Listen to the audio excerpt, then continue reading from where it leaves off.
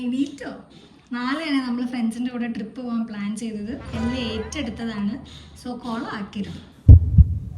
ദൈവമേ പെട്ടല്ലോ. ഈ അവസാന നിമിഷം ഞാനെന്ത് ചെയ്യും? അതും ശനിയാഴ്ച. രക്ഷയില്ല. Ways of Wayanad. പിന്നെ ഞാനൊന്നും നോക്കിയില്ല. എൻ്റെ ഫോൺ എടുത്ത് വേസ് ഓഫ് വയനാടിലെ റാഫിക്കാനെ വിളിച്ചു. എന്നിട്ട് റാഫിക്ക പറഞ്ഞതോ, ഈ ഒന്നുകൊണ്ട് ബേജാറാണ്ട, ഈ വാട്സപ്പ് എടുത്ത് നോക്ക്, ഞാൻ ഒരുപാട് ലൊക്കേഷൻസ് അയച്ചിരുന്നു, ഇഷ്ടമുള്ള ചൂസ് ചെയ്ത് ഫ്രണ്ട്സിനെ കൂട്ടി പോരുന്നു. അങ്ങനെ ഞങ്ങൾ വാട്സപ്പ് നോക്കി ഇത്തവണ ചൂസ് ചെയ്തതാണ് മൗണ്ടൈൻ വൈബ്സ് റിസോർട്ട്. അങ്ങനെ വന്നപ്പോൾ തന്നെ ഞങ്ങൾ പെട്ടെന്ന് ചെക്ക് ഇൻ ചെയ്ത് ഞങ്ങൾ റൂമിലേക്ക് പോയി. ഒന്നും പറയാനില്ല, റിസോർട്ടിൻ്റെ ആംബിയൻസ് അടിപൊളിയായിരുന്നു. അങ്ങനെ മൗണ്ടൈൻ വൈബ്സ് ഒക്കെ ആസ്വദിച്ചുകൊണ്ട് ഞാൻ എൻ്റെ റൂമിലേക്ക് കയറി. ഒന്നും പറയാനില്ല, നല്ല വൃത്തിയായിട്ട് നല്ല ഭംഗിയിൽ അറേഞ്ച് ചെയ്തിരിക്കുന്ന റൂം, നല്ലൊരു ആംബിയൻസ് ആയിരുന്നു. അതേപോലെ തന്നെ നല്ല ഹൈജീനിക് ആയിട്ടുള്ള വാഷ്റൂം. പിന്നെ ഫോട്ടോ പ്രാന്തുള്ളവരാണ് ഇങ്ങോട്ട് പോരും. നല്ല ഫോട്ടോ എടുക്കാൻ പറ്റിയ നല്ല അടിപൊളി ആംബിയൻസ് ആണ്. പിന്നീട് സമയം പോയത് അറിഞ്ഞതേ ഇല്ല.